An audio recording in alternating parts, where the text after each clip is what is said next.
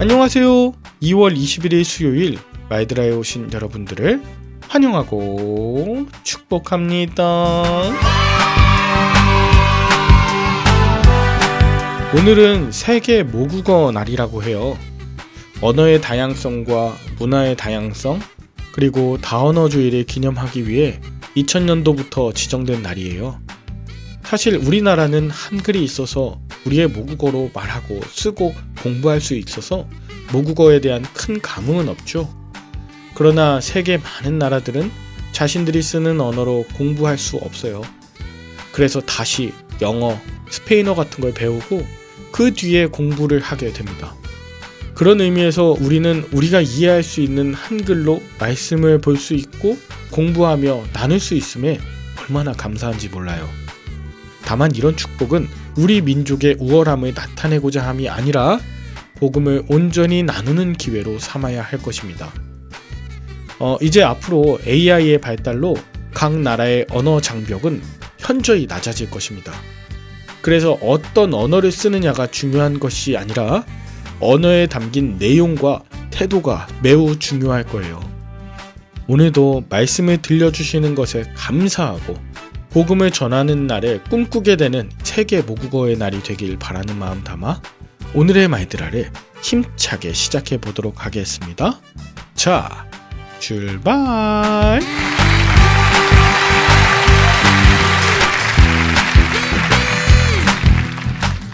오늘은 요한계시록 5장을 함께 살펴보겠습니다. 오늘 본문은 어제에 이어 천상의 세계를 보여주는데요. 1절에 보면 내가 보매 보좌에 앉으신 이의 오른손에 두루마리가 있으니 안팎으로 썼고 7인으로 봉하였다고 합니다. 보좌에 앉으신 분은 하나님이시죠. 하나님의 권능을 상징하는 그 오른손에 두루마리를 들고 계시는데 그 두루마리가 7인으로 봉해져 있다고 합니다. 성경에서 7은 완전하고 충만하고 온전하다는 뜻이라 하였죠. 이 7인으로 봉인했다는 것은 그 안에 완전한 내용이 담겨 있고 두루마리 안팎으로 글이 기록되었다는 것은 그만큼 담겨있는 내용이 아주 많았음을 의미합니다. 세상을 향한 하나님의 뜻과 구원 계획이 그만큼 온전하고 또 충만하다는 것을 의미합니다. 그런데 2절에 힘있는 천사가 온 우주를 향해 큰 음성으로 외치기를 누가 그 두루마리를 펴며 그 인을 떼기에 합당한가 말합니다. 봉인된 두루마리를 편다는 것은 거기에 기록된 하나님의 뜻과 계획이 실현되는 것입니다. 그래서 요한은 누군가가 그 두루마리를 풀어 하나님의 뜻과 계획이 속히 실현되길 기대합니다. 그러나 아쉽게도 3절 하늘 위에나 땅 위에나 땅 아래 그 두루마리를 펴거나 보거나 할 자가 없다고 합니다. 기대가 크면 실망도 큰 법이죠. 이 두루마리만 편다면 하나님의 뜻을 알 수 있고 또 이 땅에서 겪는 그 모든 고난이 끝나지 않겠습니까? 또 당시 교회들이 처한 각종 어려움들도 다 극복될 텐데 하는 아쉬움과 속상함이 밀려올 수 있습니다. 마치 내가 원하는 대로 일이 해결되지 않을 때 또는 위기 상황에서 도움을 주는 이가 없어 외롭고 괴로움이 느껴지는 것과 마찬가지입니다. 그래서 요한은 4절 크게 울었습니다. 이것은 마음이 아파 통곡했다는 의미인데요. 그랬더니 5절 장로 중에 한 사람이 요한에게 울지 말라며 유다 지파의 사자 다윗의 뿌리가 이겼으니 그 두루마리와 7인을 떼실 거라고 전해줍니다. 여러분, 통곡할 때 듣는 이가 있습니다. 이 통곡은 민족을 위해, 교회를 위해, 또 가정을 위해 눈물로 부르짖으며 기도한다는 거예요. 그렇게 통곡하며 울며 씨를 뿌리는 자는 반드시 기쁨으로 단을 거둡니다. 통곡은 예수 그리스도를 집중하게 하는 열쇠예요. 힘겨워 울며 부르짖는 우리에게 울지 마라. 사람은 능히 못하지만 오직 예수님께서 하신다. 예수님께서 승리하신다 라고 그 말씀이 들립니다. 누구에게요? 통곡하는 자에게요. 이어서 6절에 보면 천사와 장로 사이에 어린 양이 있습니다. 이 어린 양은 예수님이세요. 중요한 건 일찍이 죽임을 당한 것 같은 흔적을 발견했다는 것인데요. 이것은 바로 예수님이 십자가형에 처해지셨을 때 생긴 상처일 것입니다. 그런데 이 상처의 흔적, 즉 스티그마는 예수님이 이 땅의 모든 생명체를 구원하시기 위해 하나님 말씀에 순종해서 생긴 결과입니다. 그렇다면 저와 여러분에게는 말씀에 순종하기 위해 당했던 상처들이 있으십니까? 이것이 세상에서는 패배의 표식이나 흉터로 보일 수도 있지만 하나님 나라에서는 이것이 없어지지 않는 영광의 흔적이 됨을 잊지 않으시길 바라요. 게다가 예수님과 함께 하시는 일곱 영, 즉 성령께서 예수님의 사역을 도우며 말씀을 기억나게 하시며 하나님의 현존을 경험하게 하고 계세요. 그 성령은 보혜사이시고 도우미이시고 상담가이시고 인도자가 되십니다. 다양하고 완전한 성령의 역사로 일곱 영이라고 나타나고 있는 것이죠. 그리고 마침내 7절과 8절 어린 양이신 예수님께서 하나님의 오른손에서 두루마리를 넘겨 받으십니다. 하나님의 모든 권한과 권위를 부여받으신 분이 예수님이세요. 그럴 때 네 생물과 24장로들이 어린 양인 예수님 앞에 엎드려 경배합니다. 그리고 각각 검은고와 향이 가득한 금대접을 갖고 나옵니다. 검은고는 찬양할 때 쓰이는 악기이고 향이 가득한 금대접은 성도들의 기도입니다. 예수님이 하나님의 두루마리를 취하시고 그 인봉을 떼시기에 앞서 온전한 찬양과 성도들의 충만한 기도가 있음을 기억하십시오. 하나님의 보좌 앞에 나아갈 때 예수 그리스도께서 우리의 중보자가 되어 주시기에 우리는 기쁨의 찬양과 충만한 기도로 나아갈 수 있습니다.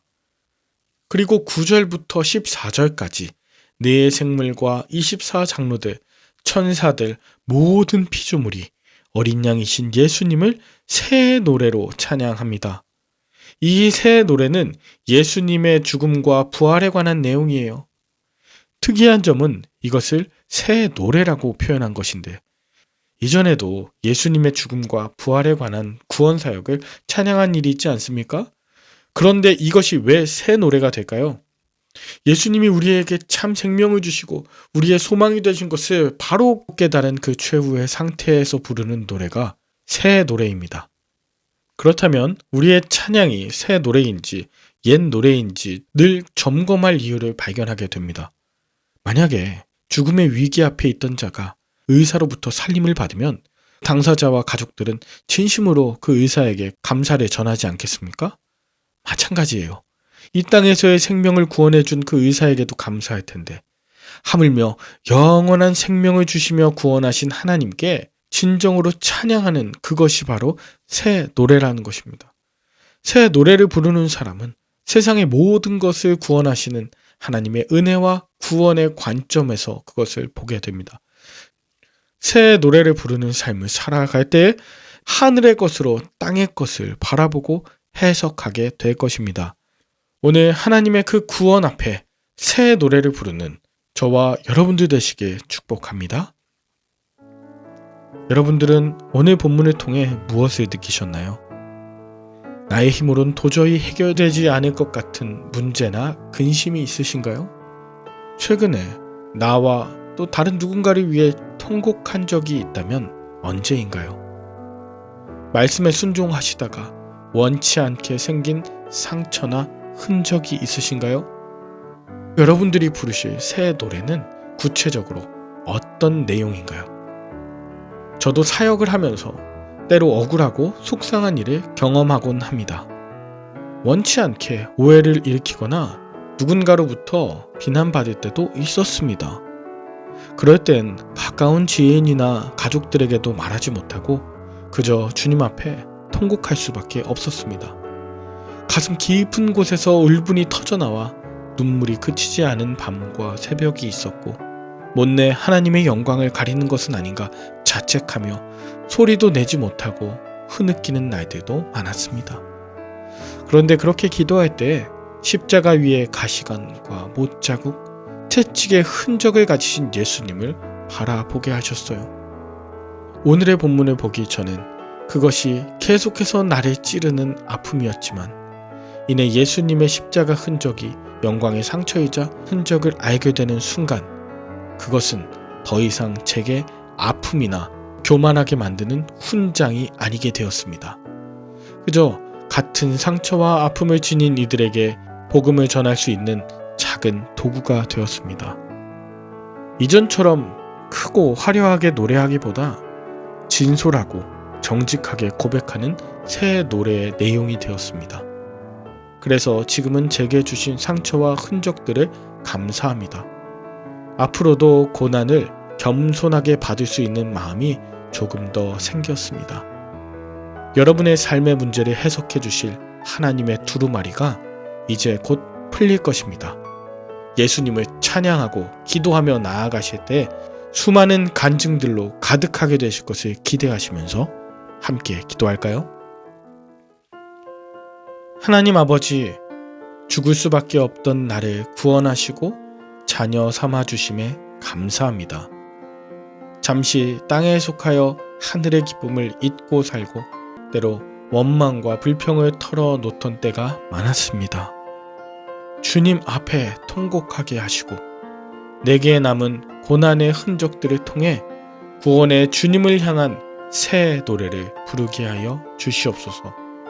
주님만이 소망이시요 나의 노래의 대상이심을 오늘도 고백하오며 예수님의 이름으로 기도 올리옵나이다. 아멘. 오늘도 좋은 하루 되시길 바라며 저는 내일 다시 찾아뵙도록 하겠습니다. 샬롬.